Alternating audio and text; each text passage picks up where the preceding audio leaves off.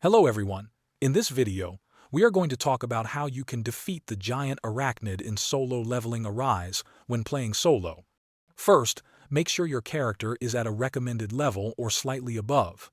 Entering under-leveled will make the fight much harder. Prepare your gear and upgrade your weapons so your damage output is steady. Potions are very important, so stock up on healing items before you enter the dungeon. When the fight begins, notice that the Giant Arachnid has two main phases. In the first phase, it uses basic claw swipes and poison spits. Keep your distance and dodge to the side when you see it raise its front legs. Attack only after dodging to maximize your damage window. Poison puddles stay on the ground, so move constantly to safe spots.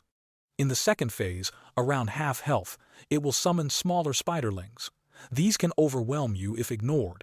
Quickly clear them with area skills or quick combos before returning to the main boss. If you do not remove them fast, they will distract you and allow the boss to land heavy hits.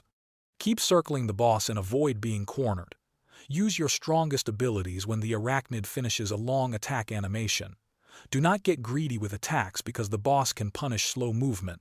With patience, careful dodging, and steady damage, the Giant Arachnid will eventually fall.